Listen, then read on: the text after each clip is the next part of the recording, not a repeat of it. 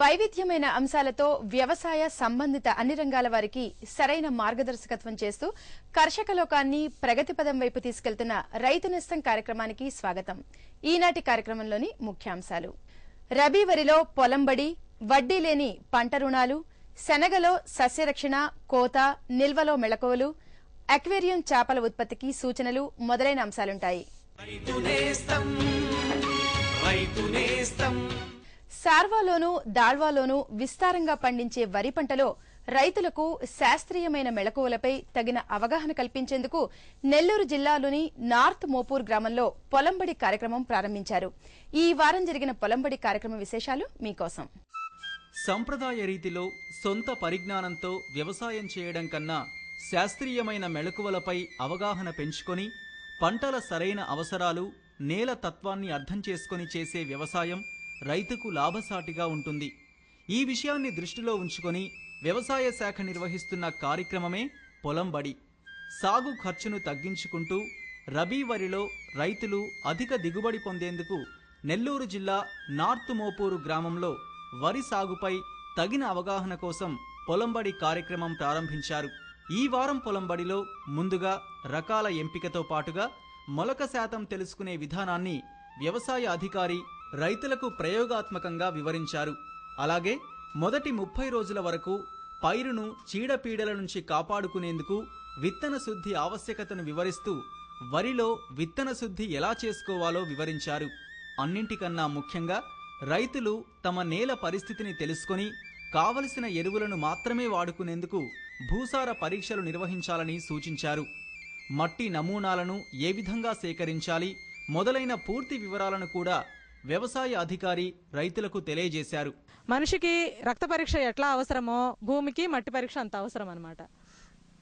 రక్త పరీక్ష చేసి కానీ మందులు వాడం, కానీ మట్టి మాత్రం పరీక్ష చేయకుండానే మన ఇష్టం వచ్చిన ఎరువులు వేసేస్తూ ఉంటాం. దాంట్లో ఎక్కువ ఉందా తక్కువ ఉందా అనేది ఏమీ చూడం.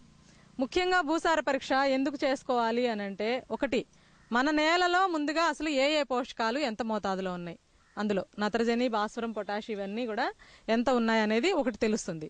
రెండవది, ప్రతి పంటకు కూడా మనము ఎంత ఎరువులు, ఇప్పుడు ఒక మనిషి ఆడపిల్లకు అంత అన్నం తింటారు, మగపిల్లలు అంత అన్నం తింటారు. అట్లా ఈ పంట వరి పంటకి ఇంత ఎరువులు కావాలి, ఇంకా ఒక కంది పంటకి వేరే ఎరువులు కావాలి, ఇంకొక కూరగాయల పంటలకు ఇంకా వేరే ఎరువులు కావాలి. అట్లా డిఫరెంట్గా శాస్త్రవేత్తలు చెప్పారు ముందుగానే మనకి.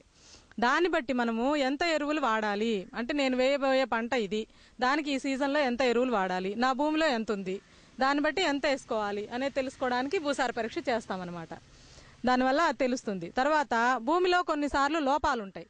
మాది చౌడు పరండి, మాకు రావట్లేదు, మాది మొలవడం లేదు అంటారు. అంటే అక్కడ చౌడు ఉన్నది అని మీకు రైతువారీగా మీరు అనుకోవడమే కానీ నిజంగా అది ఎట్లా ఉంది, దాన్ని నేను ఎలా బాగు చేసుకోవాలి అనేది ఖచ్చితంగా మనము ల్యాబొరేటరీలో పరీక్ష చేసినప్పుడు మాత్రమే అది బయటపడుతుంది. భూమిలో ఉండే లోపాలు గుర్తించడానికి, భూమిలో ఉన్నటువంటి ఎరువులు ఎంత ఉన్నాయి, భూమిలో పోషకాలు ఎంత ఉన్నాయి అనేది తెలుసుకోవడానికి, మూడోది మనము వేయబోయే పంటకి ఎంత ఎరువులు వాడాలి అనేది తెలుసుకోవడానికి. దీనివల్ల ఇంకో నాలుగోది ఏంటంటే, ఎరువులు చాలా ఖరీదుగా ఉన్నాయి. మనము భూసార పరీక్ష చేసి దానికి కావాల్సినంతే వాడడం వలన అధికంగా వాడడాన్ని నియంత్రించుకోవచ్చు. ఒక 5 ఎకరాలకు ఒక నమూనా సరిపోతుంది మామూలుగా. ఆ మట్టి తీసే పద్ధతి ఎలాగా అంటే, పైన మట్టి ఇట్లా చెట్ల కింద కాకుండా, గట్ల దగ్గర కాకుండా ఇక్కడికి వెళ్ళిన తర్వాత మీరేం చేస్తారంటే, జస్ట్ పైన ఉండే గడ్డిని మాత్రం తొలగించండి.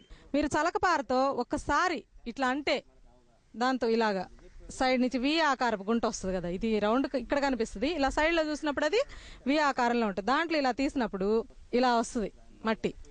ఆ మట్టి వరకు తీసి పక్కన వేసుకోవాలి. అట్లా ప్రతి చోటది వేసుకోవాలన్నమాట. మనం 4 భాగాలు చేసి ఈ 2 భాగాల్ని తీసి పారేయాలి. 5 ఎకరాల్లో ఉన్న ఈ 10 చోట్ల తెచ్చిన మట్టి అనమాట అది. తర్వాత మొత్తం కలిపేసి మరలా కూడా దీన్ని 4 భాగాలుగా చేసుకోవాలి ఇట్లా. తర్వాత మళ్ళీ ఇందాక ఇటువైపు తీసేసాం కదా, ఈ 2 భాగాలు తీసేయాలి. మళ్ళీ ఇదంతా కలిపి అలాగా చివరికి ఒక 1/2 కేజీ మట్టి వచ్చినంత వరకు కూడా చేసుకోవాలి. తరువాత రైతులు తాము నేర్చుకున్న అంశాలు తమకు ఎంతో ఉపయోగపడుతున్నాయని తమ అభిప్రాయాలు తెలియజేశారు. నా పేరు వేగూరు శ్రీనివాసులు. పొలంబడి కార్యక్రమంలో భూసార పరీక్ష ఎలా చేసుకోవాలి, విత్తన శుద్ధి ఎలా చేసుకోవాలని చెప్పి మాకు ఏదో చెప్పినారు. పొడి విత్తనాలను ఒక ట్రేలో, ఒక గోతం మీద కానీ ఒక ట్రేలో కానీ కలుపుకొని సూడోమోనాస్ అనే మందును ఆ విత్తనంలో కలిపి దాంట్లో ఏమేమి పోతాయి, శిలీంద్ర నాశనంలో అయితే ఏమి, ఆకుమచ్చ సంబంధించిన అగ్గిదీగకు సంబంధించిన అయితే ఏమి, ఇవన్నీ పోతాయని చెప్పి పొడి విత్తనం ద్వారా చేసుకోవచ్చు అని చెప్పి మాకు ఇక్కడ చూపించినారు. నా పేరు శివయ్య అండి. మాది అల్లూరు మండలం నార్త్ మోపూరు. ఇక్కడ ఏఓ గారు భూసార పరీక్షల గురించి, తర్వాత విత్తన శుద్ధి గురించి, మొలకట్టడం ఇవన్నీ విషయాల గురించి క్లుప్తంగా తెలియజేశారు.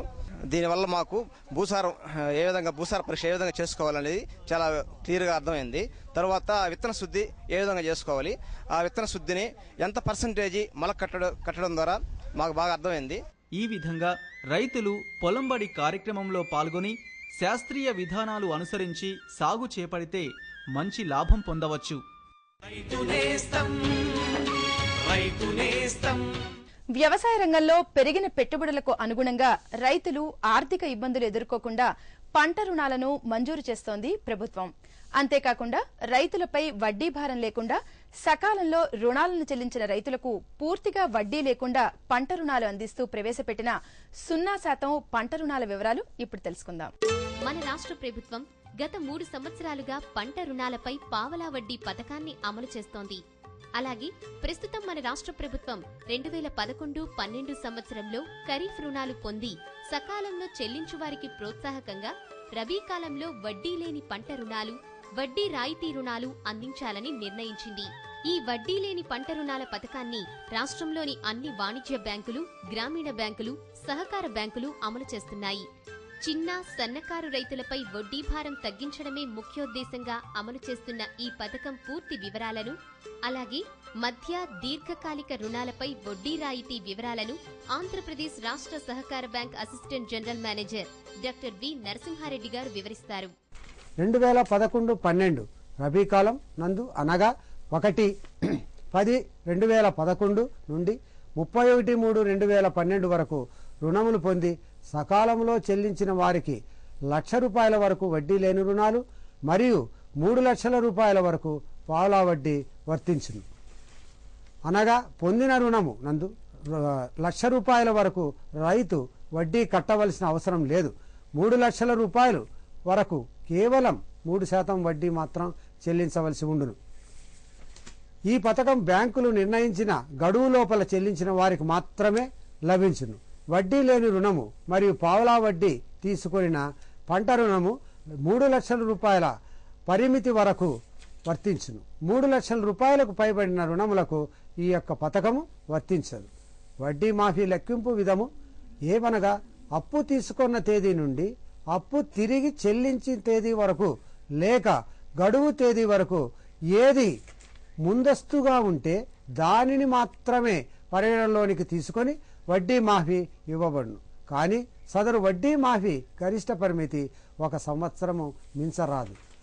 మధ్య దీర్ఘకాలిక రుణాలపై కూడా 6% వడ్డీ రాయితీ ఉన్నది.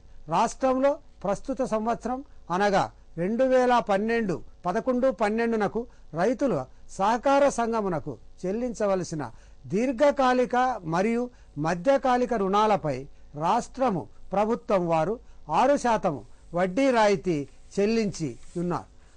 రైతులు ఈ 6% వడ్డీ రాయితీ సదుపాయమును వారు తీసుకున్న మధ్యకాలిక అనగా పాడి గేదెలు కొనుగోలు చేయుటకు, ఎద్దులు మరియు ఎడ్ల బండ్లు, గొర్రెల పెంపకం, మేకల పెంపకం మొదలగు రుణములకు వర్తించును.